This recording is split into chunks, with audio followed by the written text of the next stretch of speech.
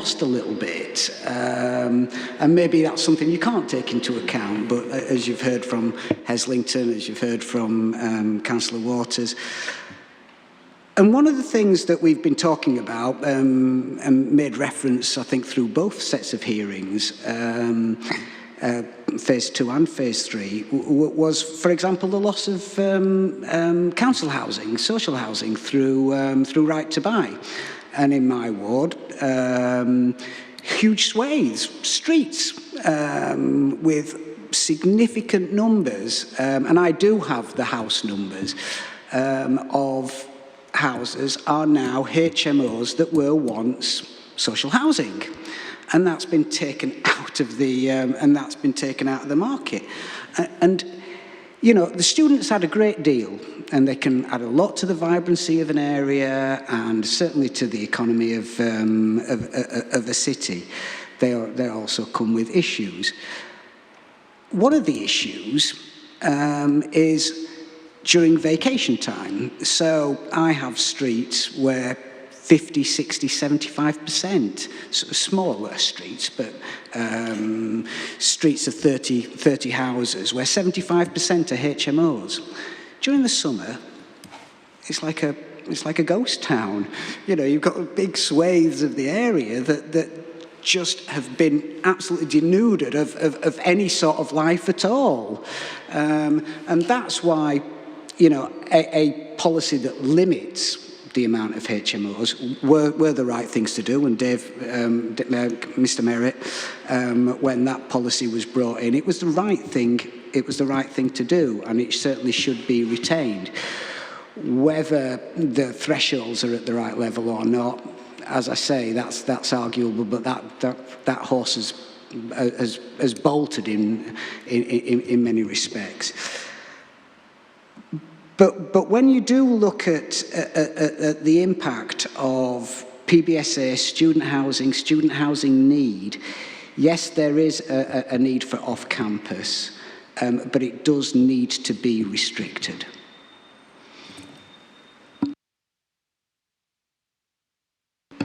Yeah, just when you say there, Mr. Pavlovich, that particular horse has bolted, well, that's not quite right. I mean, we're here to consider the soundness of the policy, which includes the specific thresholds set out in it. Well, I would argue the thresholds were too high then.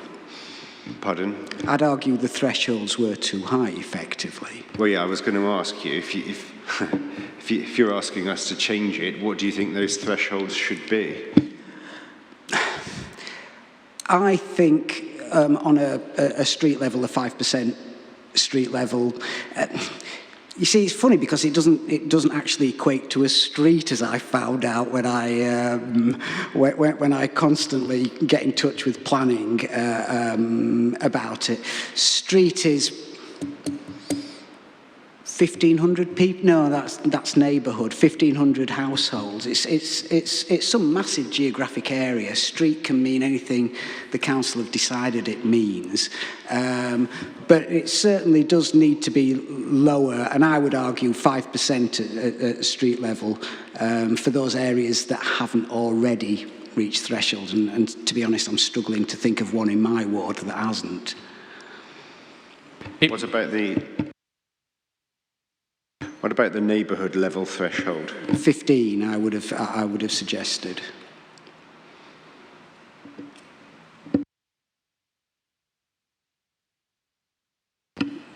I mean, somebody from the council can give you a better definition of what a street and what a neighbourhood is than I just gave you, frankly. It is actually addressed in the policy. It's 100 metres either side of the subject property. It says that in Roman 2. So it is defined.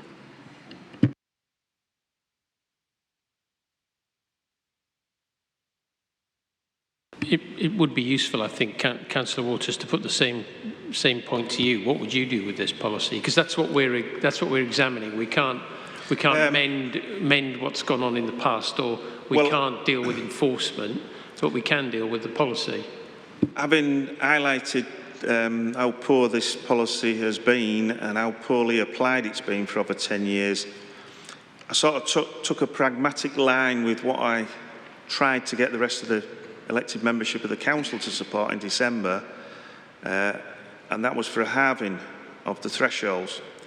Personally, if I was at, well, you have asked me, so I'll say my own personal view would be to follow what Leeds City Council policy is, which is not to have a threshold. Every single HMO has to go through a rigorous process, planning process. Now, the interesting thing with the Leeds policy is it would deal with the specific problem of some streets. Sywood Street was one that stuck out from 10, 12 years ago, which was already at 58%. And you've got elderly people as they expire and their relatives then end up with a house. It's unsaleable.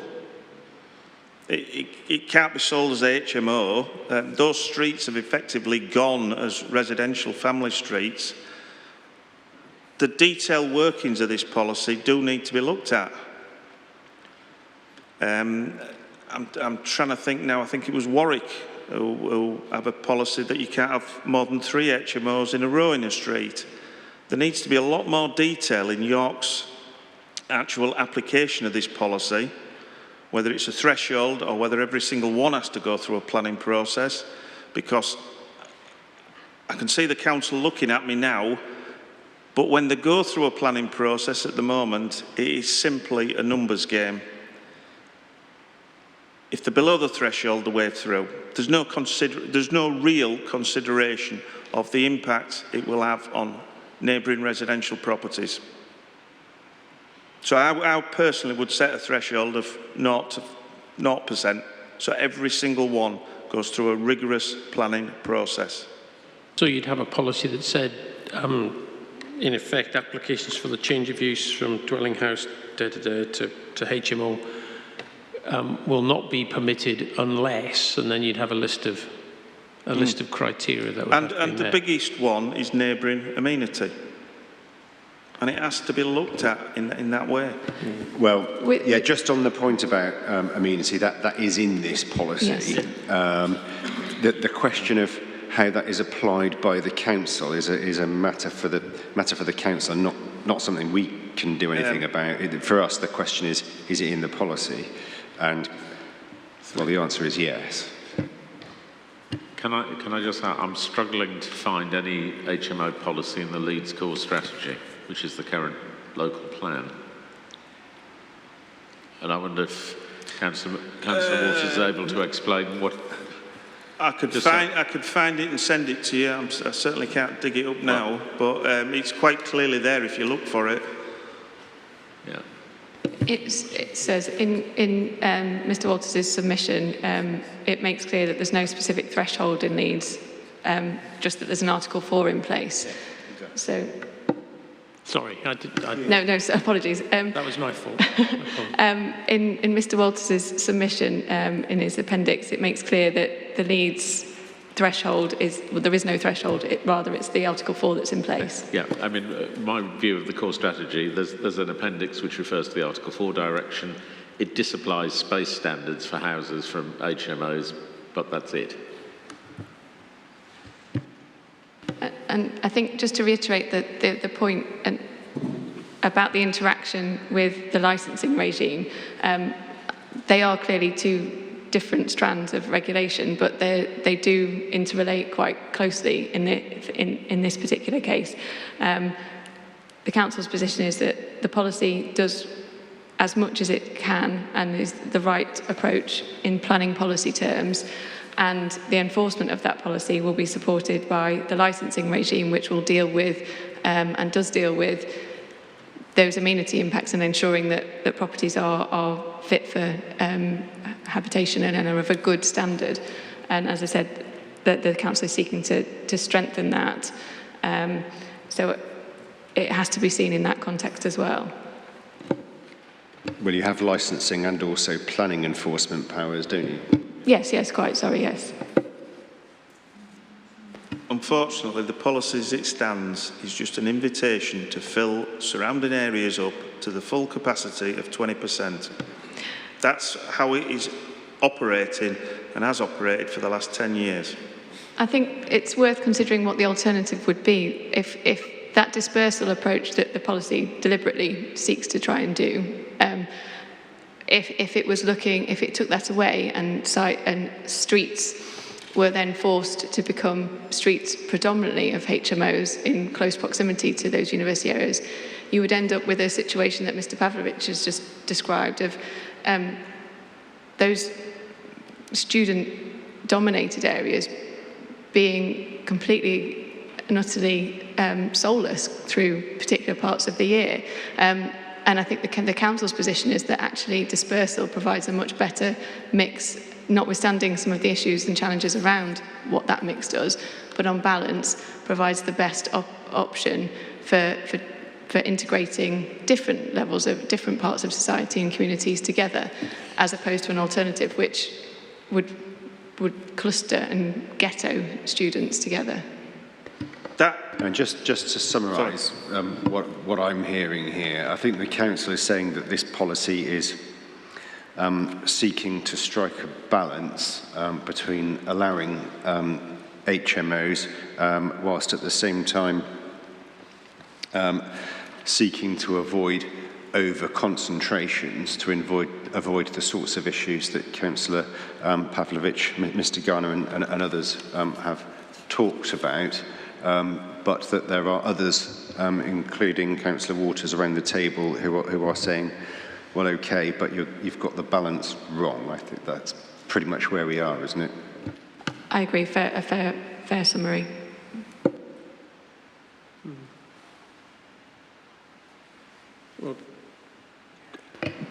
Can I just make one point about why not having zero HMOs?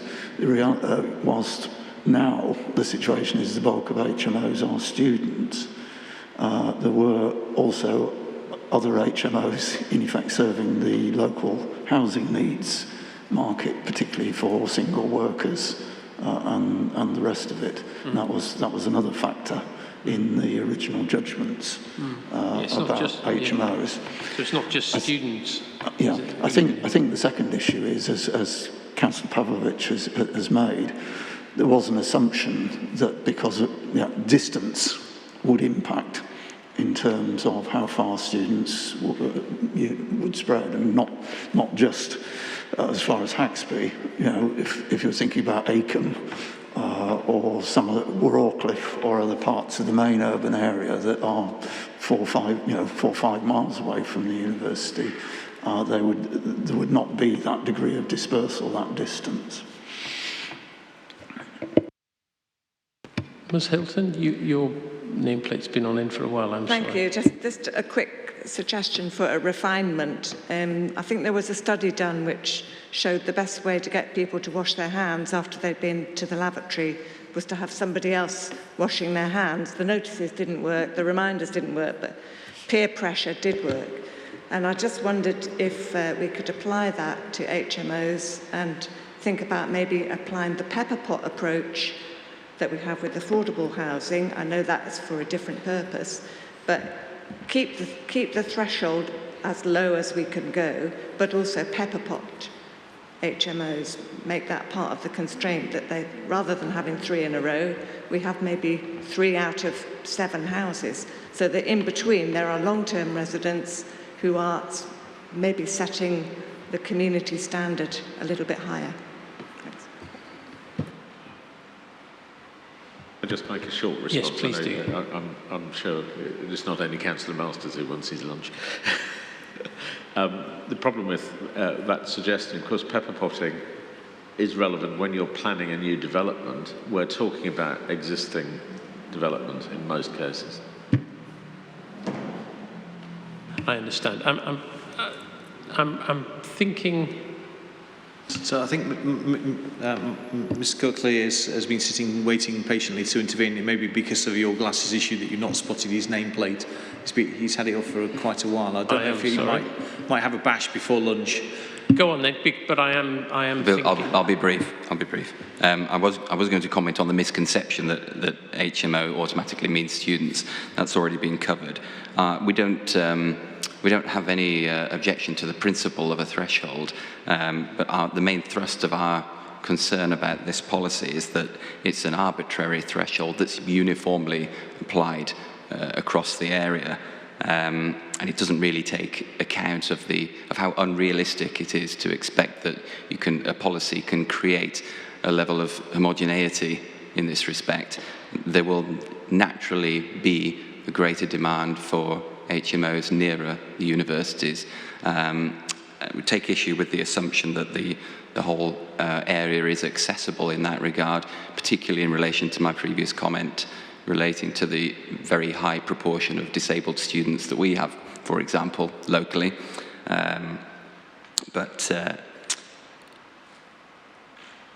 in addition to that, it's simply unrealistic to expect that on the outskirts of the city that the policy will be even relevant, but closer into, particularly in the universities, that might actually be something that's desirable to encourage a higher threshold in order to sustain the kinds of activities that students deliver, which is not just in a bubble separate from the rest of society.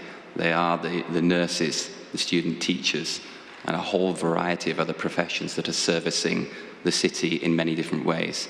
So the question is actually inseparable in policy terms from the wider issue of the PBSAs that we were discussing, because one feeds into the other. Thank you. I am going to suggest that we have a lunch break now. People can have a think about where they are with this particular discussion, and maybe a break will shorten how much time we need after lunch. What do you think? Yeah. Let's resume at 1:45. We'll see where we get. Okay? Until then, thanks everyone.